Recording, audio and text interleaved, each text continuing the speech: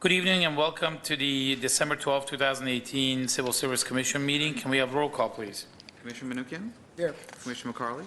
Here. Commissioner Devine? Here. Chair Abkarian? Here. Commissioner Gazarian is walking to his podium right now. There we go. So I guess he's here.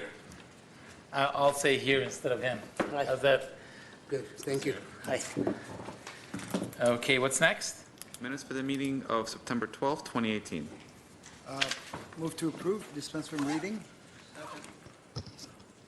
Okay, so let's do this one at a time, Mr. Manukian. One of them you weren't here, so I don't want us to get confused. So let's do them one at a time, if you don't For mind. the one that I was here, Yeah, move to approve that, and then me and Mr. Devine weren't here, so you guys have to do that. was I here on? October 17th. Move to approve. Roll call, please. So for the meeting of September 12, this is a roll call. This is actually for the meeting of September, I'm sorry, October. So let's do the September first. I'm sorry, I apologize. So let's do September 12th, 2018 first. This one, Mr. Manukian was not here, so I need to have someone. Neither was I. Neither was, no, you just arrived late. Oh, I did? Okay. Yeah, so just, Ms. McCarty, you want to go ahead? Second, who's On doing? September 12th, 2000. Okay, so Mr. Devine moved, Commissioner McCarty seconded. Could we have roll call, please? Commissioner Manukian? Abstain. Commissioner Gazarian? Yes. Commissioner McCarley? Yes. Commissioner Devine? Yes. Chair Abkarian? Yes. Now let's go to October 17th. I need someone to move this. Move to approve? Second. Approved and second. Can we have roll call, please? Commissioner Manukian? Yes. Commissioner Gazarian? Yes. Commissioner McCarley? Yes. Commissioner Devine? Chair Abkarian? Abstain. All right, what's next? Oral communication? No cards, no oral communication. What's next? Recruitment and examination report. Mr. Doe. Mr. Chair, members of the Commission, this is the recruitment and examination status report, current. This has all of the active recruitments, the respective city departments, filing periods, dates of exams, of all the recruitments that are, again, currently active.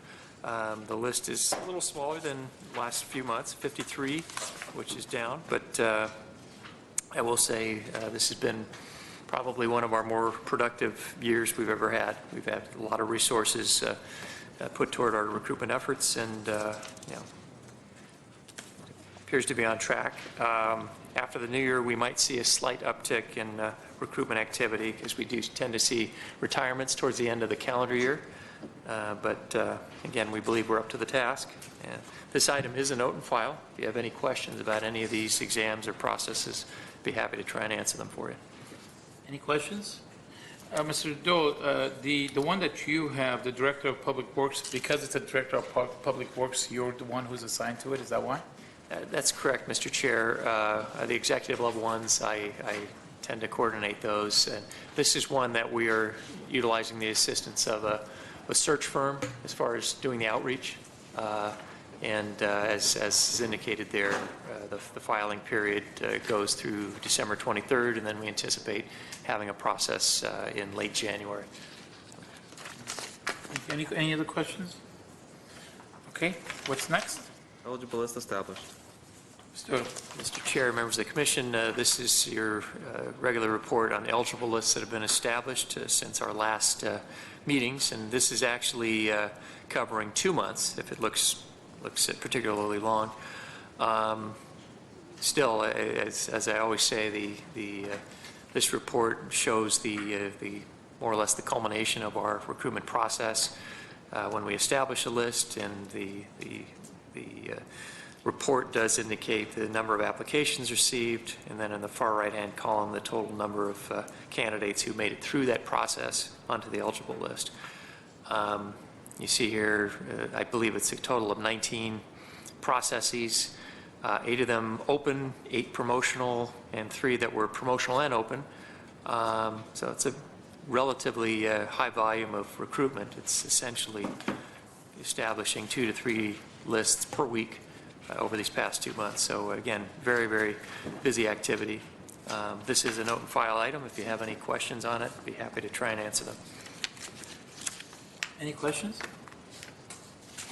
Questions? What's next? presentation of Glendale Senior Management Academy, Glendale Leadership Development Academy, and Glendale Supervisor Academy, class of 2018. Mr. Doyle. Mr. Chair, members of the commission, once again, we're very proud to present some of the graduates of today's programs from our leadership development activities that have occurred over the course of this year. As the report indicates, that we've been doing this for many, many years now. It's an extremely high priority for this organization, and I know it's of great interest to the commission that we expend a great deal of effort and time in developing future supervisors, leaders, and managers in this organization. It's our succession planning efforts. One of the key components of that is really taking an interest in our employees and providing them with the tools to develop skills to become better leaders. And in that vein, we have, for many, many years, back through 2006, we've been doing what's known as the Glendale Supervisory Academy, which is a training and development program that goes over about 10 months. And the employees are selected and they participate in that and learning more or less the nuts and bolts of supervision for people who are newer supervisors or learning the field. And then around 2010, we established a second level. This would be sort of part 2 of the Supervisory Academy. We call that the Leadership Development Academy.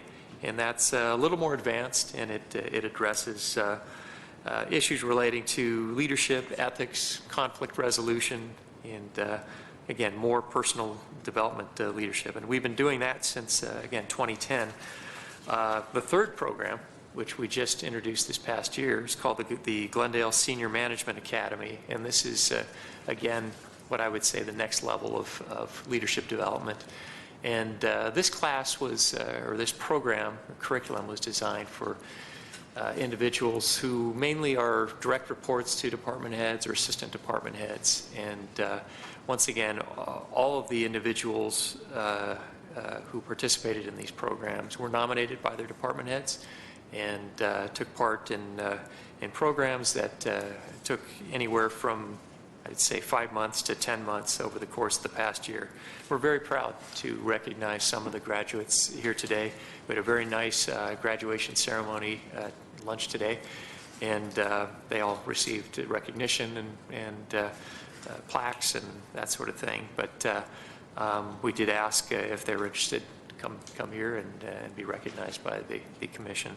So what I would like is if, I don't want to put people on the spot, but if those who are being recognized could come up and just introduce yourself, your title, and which program you participated in.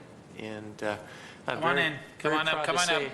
that, Come on up one by one, please. Just mention your name, your department, and which program you were in. Good evening, members of the commission, Chair Abkarian. My name is Anaid Navarro. I'm with Human Resources, and I graduated from the Glendale Supervisory Academy. Congratulations. Congratulations. Good evening, Chair Abkarian, members of the Commission. I'm Amy Martin, Assistant Director of Human Resources. I've been with the city almost 20 years, and I've been fortunate to have gone through the GSA program, LDA, and most recently the GSMA, the Senior Management Academy. Thank you. Congrats. Wow. Good evening, members of the commission. Jillian Van Meiden, Chief Assistant City Attorney. Been with the city for over 20 years, and I went through the Senior Management Academy. Congratulations. Good evening. Darlene Sanchez. I'm the Assistant Director of Community Development. I've been with the city for 5 years, and I also went through the Senior Management Academy. I'm self-appointed valedictorian of the class, so thank you very much. It's a great experience. Congratulations. and Good evening. the class clown. I'm Nikki Winslow, Assistant Director of Library Arts and Culture. I've been with the city almost 2 years. Graduated Supervisory Academy last year, and this year Senior Management Academy and co-valedictorian. Congrats. Good evening, Sean Chavez, Human Resource Analyst 2. I graduated recently from the Glendale Leadership Development Academy. Last year I attended the Supervisory Academy as well. Congratulations. Congratulations. Good evening. My name is Ando Vardanyan. I'm an HR associate. I just graduated Glendale Supervisory Academy. Thank you. Congratulations. Congratulations. tall guy. I'm Eric Brum. I'm the city's deputy CIO in charge of infrastructure services. I attended the Glendale Leadership Development Academy. I've been with the city about a little over 12 years. Well, congratulations. Well, let's give them all a nice good job. Some new faces, some faces that I've seen for many, many, many years. So congratulations to all of you. It seems to be a great program. It just blew my mind. I just saw 430 people have gone through the program so far, and 191 this year, which is that true? No. Am I wrong? That's 430 in the Supervisory Academy since its inception back in 2006. That's what I meant, yeah. Yeah, not to this year, just since it's been 191 since its inception. Okay, I'm sorry. And there's nothing wrong about being the class clown. Yeah, don't worry. Sam could testify to that, you know? I hold that title for Hoover High School. Mr. Chair and Mr. Recorder, do these academies retain a relationship with Woodbury University? Mr. Chair, Commissioner Carley, previously the Leadership Development Academy and the Senior Management Academy did have an affiliation with Woodbury. That has changed. There's been a new administration at Woodbury, and so we have the best of both worlds. We were able to take a lot of the materials, a lot of the curriculum, as well as one of their instructors, and utilize them for these the latter two programs in this. It was nice. We in the past we had actually conducted the program at Woodbury University. They were kind enough to provide a conference room, but we again, without that affiliation, we now are doing them here on site. I appreciate that. Just a sort of a technical question for the educators here. Are there articulation agreements between the academy and a school or college? What does that mean? Articulation agreements are those in which college credit is awarded to graduates of such esteemed academies as your department conducts for these graduates. So as it's management related, it could indeed be a course qualifying for university credit at institutions of higher learning, perhaps leading to an MBA. Sir, we have not done that, but you know, it's certainly something we could look into. Good idea. Good idea. Anyone else? Go ahead. I only have an observation. Go ahead. I don't know why they call it Senior Management Academy. Nobody appears to be a senior citizen. Why don't they just call it Advanced Management? What's the idea with senior? Leave it up Who to came her. up with I was that? thinking about you, Garo. So. Don't take it personally. Yeah, no, I wouldn't qualify to attend it, so. Advanced. Well, you would like to call it Advanced Management Academy? Yes. Then they wouldn't have the senior. Senior means that you have been here for a long time and you're. Well, we have a senior deputy city attorney. Every time I look at it, I get confused. Yeah, right. What's the senior about it? Mr. Devine, Commissioner Devine. You know, I had the pleasure of being in attendance today at the ceremonies, and certainly I was impressed with certainly the number of people that put forth all the effort and the hours of training and the work to get these degrees and move on. And I couldn't help but thinking, though, that while these people certainly deserve the credit and the accommodations they get, I think the real beneficiaries of these programs that Mr. Doyle puts on and other administrators put on are the citizens of Glendale, the residents of Glendale, who at the end of the day benefit by the excellent public service that these people are able to give because of this training and these skills and the knowledge and the abilities that they gain in these programs. So certainly congratulations to you, and congratulations to you for thinking of the citizens of the residents of Glendale and providing them with the excellent public service that they certainly deserve. Absolutely. Mr. Devine, you sound like somebody who's running for office. Just kidding. Next week. Just kidding. My last comment, if I may, I think that the fact that the Human Resources and Mr. Doyle's office actually puts this event together is just exceptional. The fact that you take the time, the fact that you actually care enough to put together this type of a program that I believe is probably unique in this area is just a credit to what your department does. And for that, we want to thank Mr. Doyle and his department for doing what they do. So thank you so much. Thank you. It is a very, very high priority for us, and we think it's important. And before we get off this subject, we do have some pictures from today's ceremony. These are department by department. We had group shots taken. So Great. Those are great shots. Yeah, as Commissioner Devine said, I mean, the beneficiary at the end of the day is the community, and just phenomenal work. It's a lot of people. How come they're not all here? I'm just kidding. Hey, that's a really good picture. I don't know who that person is, but that looks good. You let that run, and we'll continue. Thank you again. What's next? Pass to employee job performance evaluation process. Yeah, you won't offend us if you leave, trust me. So anyone who needs to leave, you can leave. are you sure they were really excited about being There was here? one person in the back. Did you? With staff. And I leave too. Arthur, did you? Were you at the program too, or you were just here? Why don't you come down? Why don't you come down and introduce yourself? I think you were the only one who didn't say anything. Yeah, just come and introduce yourself and give your name. Give your name and say which department you were in, which program you went to.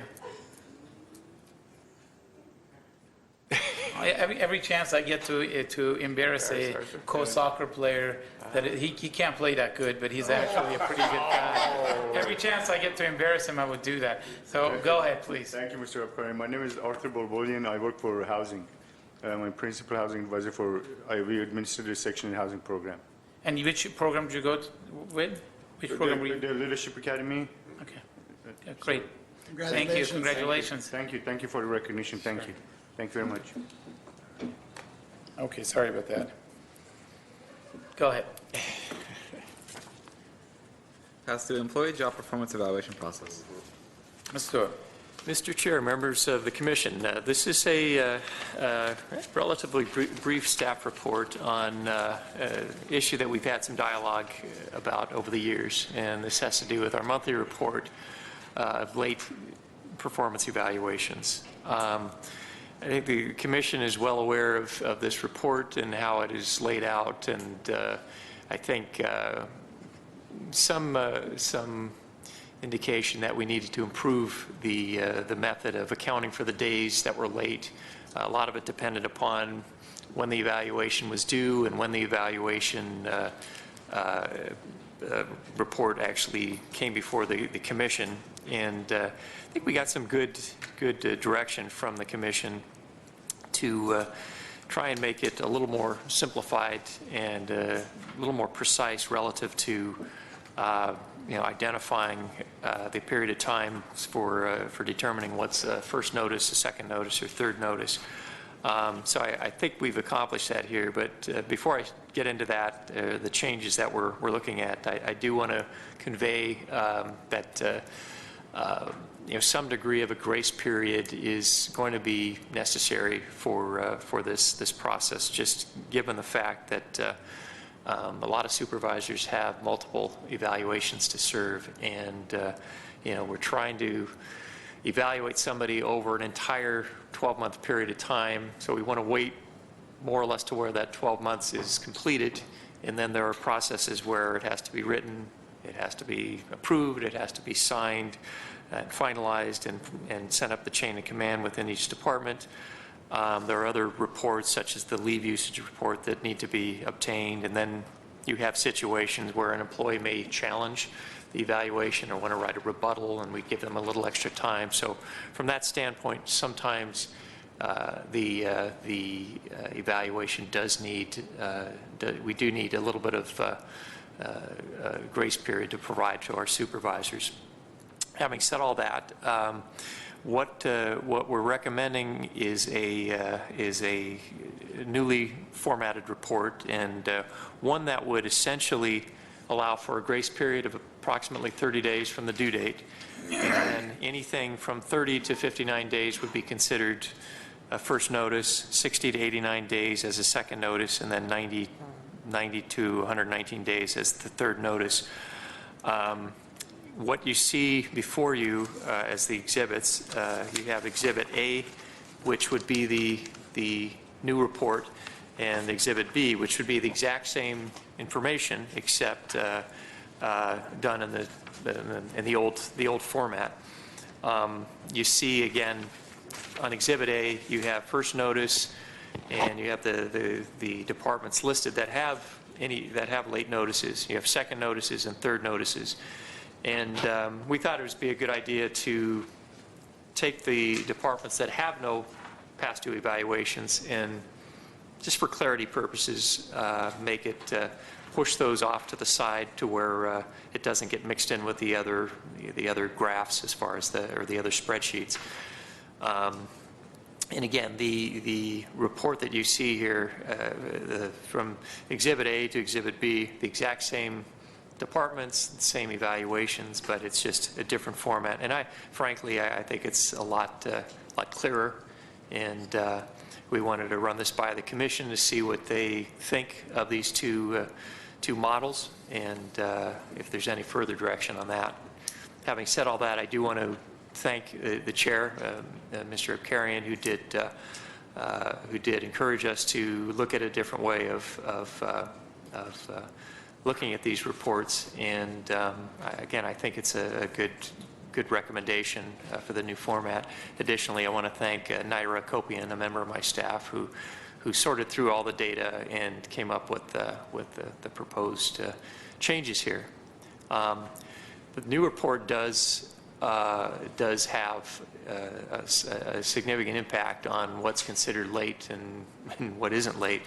As I said, Exhibits A and B, same facts, same information, but you'll notice on Exhibit A, you have 10 evaluations that would have reached a second notice, whereas under the old format, you'd have 0 that would reach the second notice under the way that we are currently doing it. So the changes do and will have an impact on the amount of time that our supervisors have to do this. And I would say if the commission does want to adopt the Exhibit A, that we allow some time for departments to get accustomed to that, or look at a modification to where the department directors don't have to come here before the commission or make an appearance until perhaps the third notice, since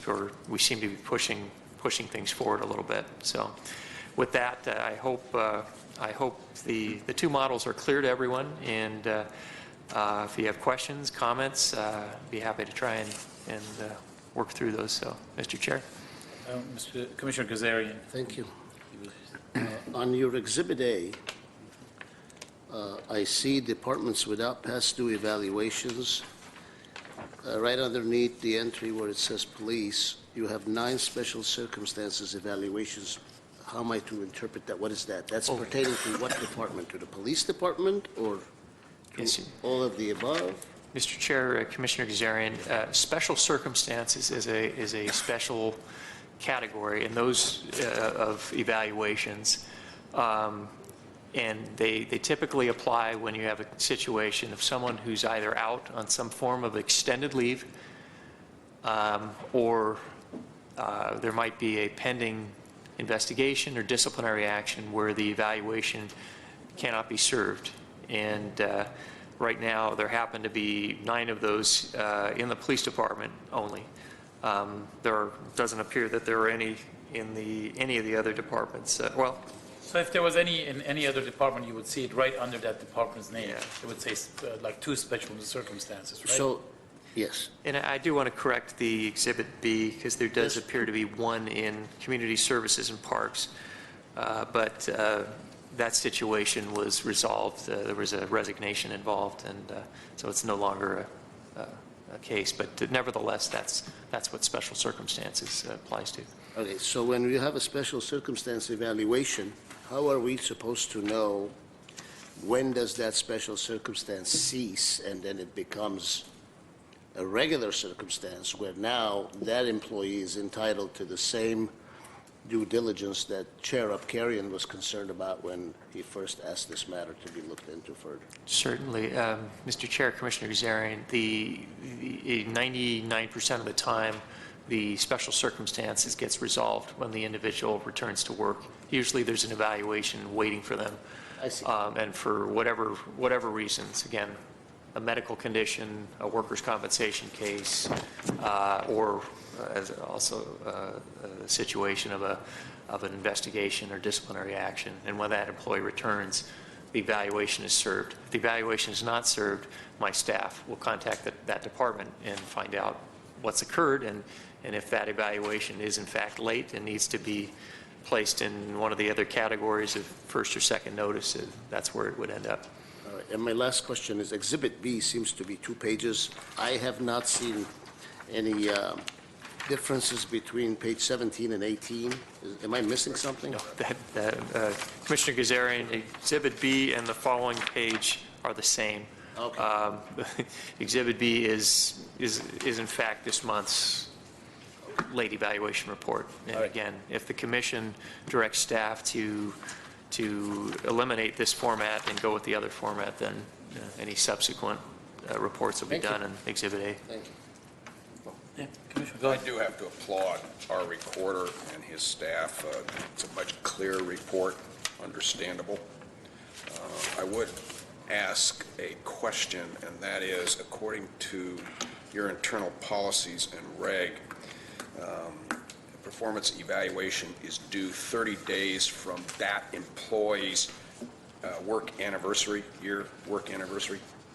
Commissioner McCarley, that's typically, it in fact is due literally it's due the day that the anniversary occurs or when the 12 months is up. But we recognize that's not going to be possible to complete it, serve it. Different paradigms in different agencies of which I'm associated or have been associated. Sometimes the 30 days is built in so that at the year anniversary of my tenure with an agency, at 30 days is the permissible period in which I have my supervisor has the obligation to submit the report. So once again, your display is much more understandable. That 30 days is passed, and then of course it triggers the notifications. Thank you.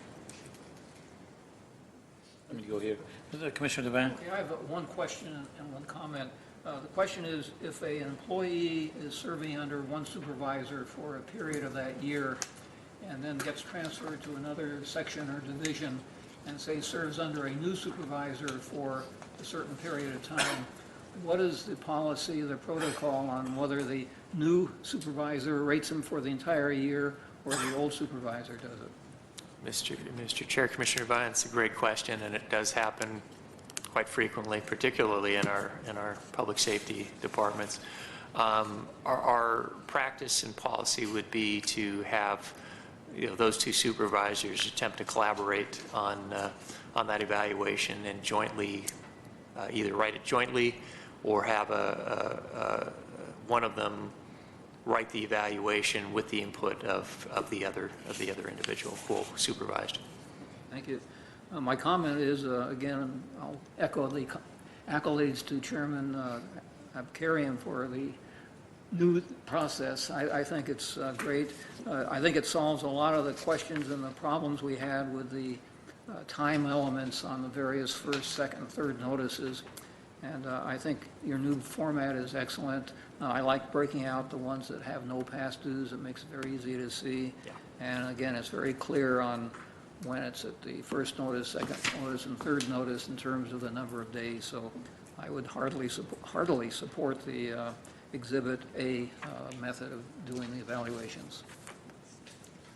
Commissioner Maruca? Yeah, just a comment that I wanted to make. In the past, I never really realized how important this becomes until Chair Abkarian brought it to our attention that, especially during a hearing for a disciplinary matter, it really becomes important when these evaluations are there, and it works when they're not there, appropriate time, it really puts us in a cloud that, so it is very, very helpful, and I agree, that this new format is much more clear.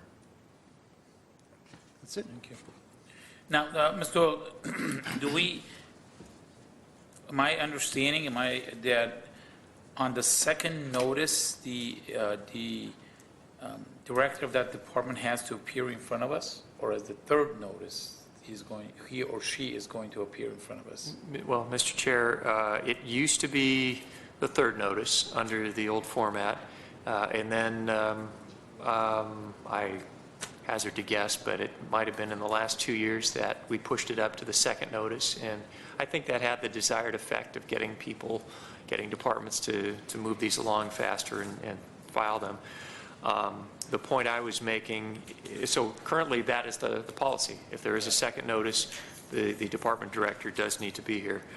The point I had made is that because of the change in the format, it does, in most circumstances, reduce the amount of time our supervisors have to file those the evaluations. So again, the report addresses it, and I addressed it verbally, that I would either like to have some lead time to discuss this with our department directors as far as the new format and how this is going to create an even greater time crunch, or if the commission would consider modifying the policy to go back to the third notice before commission requires the presence of the department director. Either of those would be appreciated. And I will say,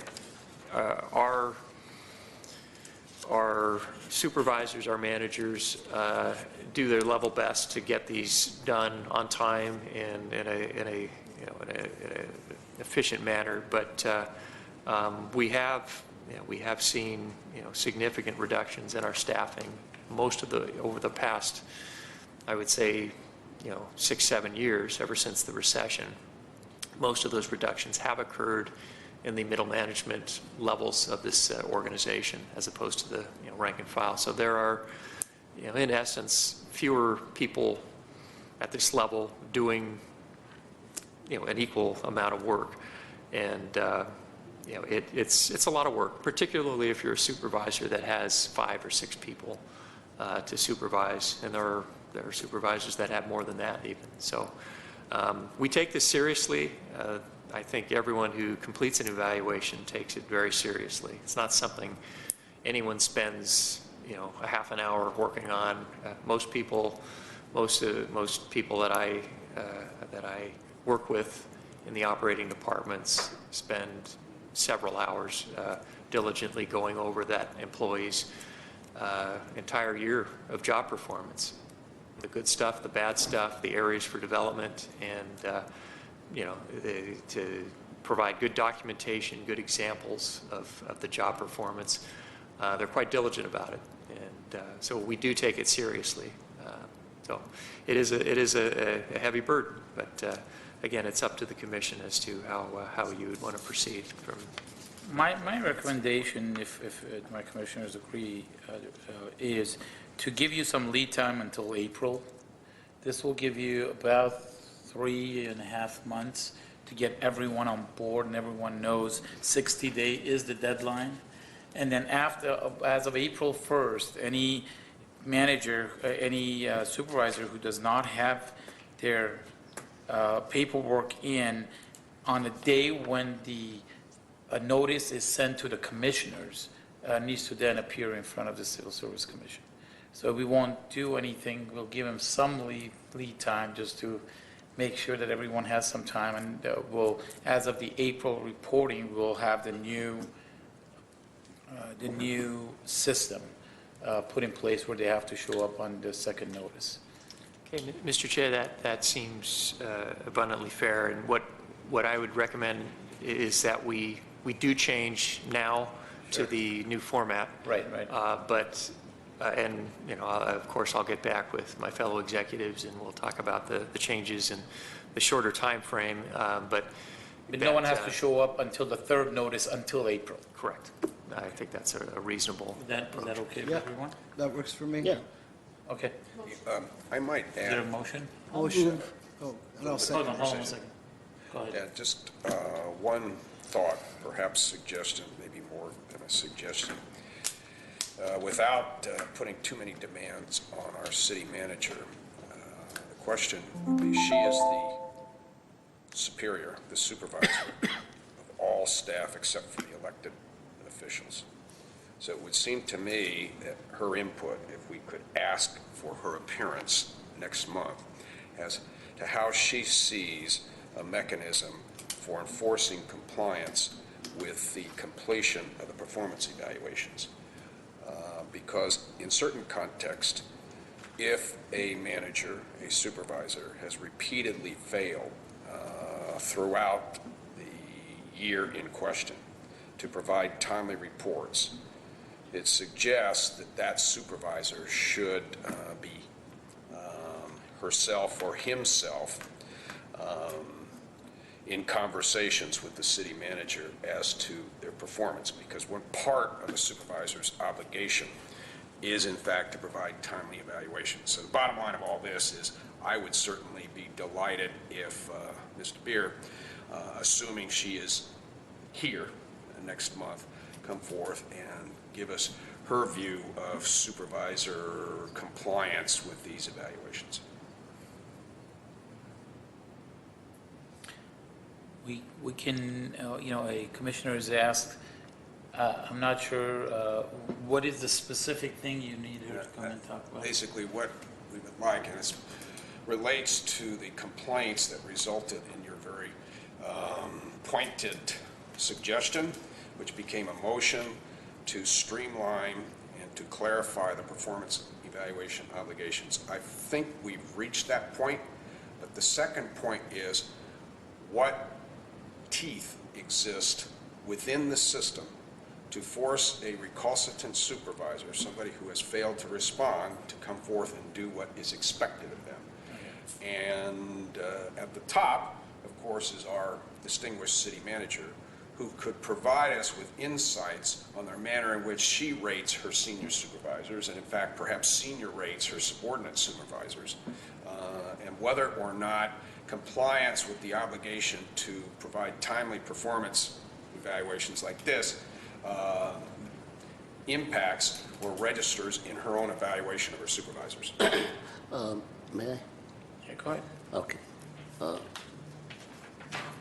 The very busy city manager is always a delight to have in our company, and I'm happy to have her here. But perhaps before I go there, let me ask you, Mr. Doyle, historically or procedurally, I think the last time I recall somebody coming here on a third notice was some time ago. Has there been occasions where someone gets into a third notice setting, a supervisor does not comply, and then there's backlash, discipline, whatever? I mean, you're the director of HR. What happens? Can you tell us? Mr. Chair, Commissioner Kazarian, She's talking to us, I think. we have not had occasion to have many department directors have to appear. We have had an elected official who heads a department Yes, appear. that's who I had in mind. But that individual does not report to the Right. city manager. But So aside from that elected official who I recall vividly appearing here, there's been no occasion where someone has not complied with a third notice or has gone beyond third notice? historically, we've had some, but I'd have to go back a few years to recall that. All right. And In 12 years, I don't think I've seen. Okay. It seems to me, we've Chair. had a few. I mean, the consequences of second or third notices typically do deter this from occurring very often.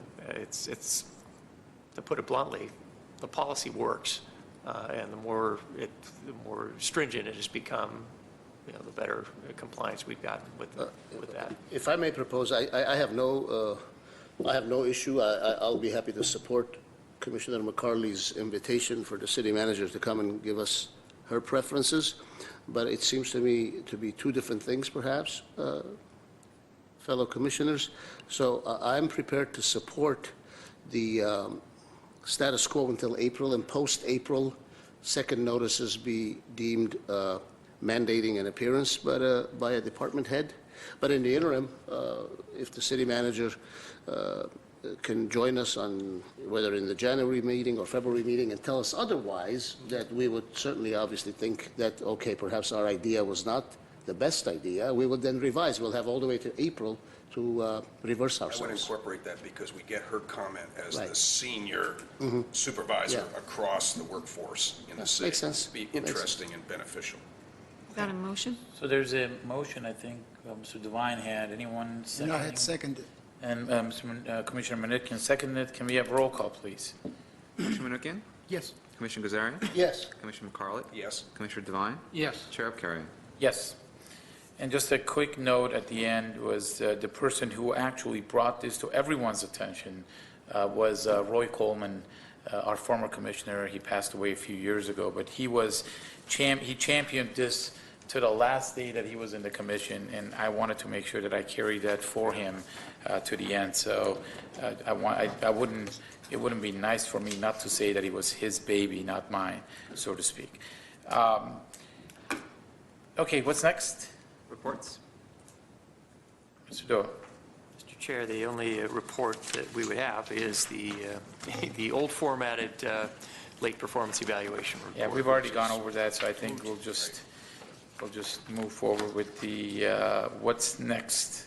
Civil Service Commission, staff comments. Any comments? Just to let you know, in January, we're going to have the rule changes, correct? That's All correct. the rule changes. So, fellow commissioners, please make sure that you set your time properly on that date to be here and be here a few hours. Go ahead. I'm going to interrupt you because in January I see a lot of hearings. Is it going to be any day that we have other hearings going on that are closed matters? Well, Because that's that's good going to to- become an issue. That's good to check. January 10th, January 9th will be our date, the date that we would have it. Yes, we have 5:30 hearing. to 9:30. Well, So, that means at the conclusion of the commission meeting, the hearing would begin. Yeah, January so that day, but I think Chair Abkarian said a few hours. no, well, I mean like more time than you normally would. But again, knowing that everyone is supposed to be here anyways for that hearing, that kind of Achieves your goal. achieves my goal No, because. that's fine, but I just want to I alert understand. everybody 100%. that there will be Less time on that date. there'll be less time on that date, and I don't want to get into other issues that are not public matters, but we had set out time, allocated it accordingly with a date certain to end another matter. I'd rather not continue this one from January to another date because we've continued this like so many months now. So let's just go ahead and take it. If it turns out that it's really going to go too many hours, then we can always then postpone that one item for the next month if necessary, I guess. Mr. Chair, I Don't see. I can say this has been ready. We did have meet and confer with our employee associations. The changes, the amendments do not appear to be as contentious in any way, shape, or form. I don't see this as being Okay, that's good. long drawn Because we've out. already discussed them all. All we have to do is just approve the package. Many of the very controversial ones, the commission itself had those withdrawn. So Okay. I'm fairly certain we can get through these relatively brief. That's fine, because I see that the day prior to that, the other matter has a session, and we will know the day prior to January 9th, the agenda of the Civil Service Commission right, public right. proceedings, and perhaps we will notify the other matter attendees not to arrive at 5:30 Right. and sit and wait around. Right? I just want to make sure people don't come and wait. Sure. That's a great idea. You being the chair of the other matter. Okay, any other comments? I do want to put one other item on the agenda for sometime in March or April. I just want to do it, wait a minute.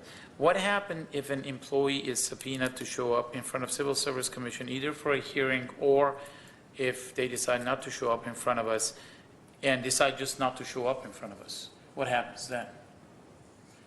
And does the Civil Service Commission have the power to subpoena those employees? I know what the answer is, but I would like to get a legal opinion about that so we don't have any issues with any employees saying that we don't have the power to subpoena them. So your expectation is that next month we get a I report? would assume that it would be like in March. So let's say March to give you, would that be enough time for you, Lucy?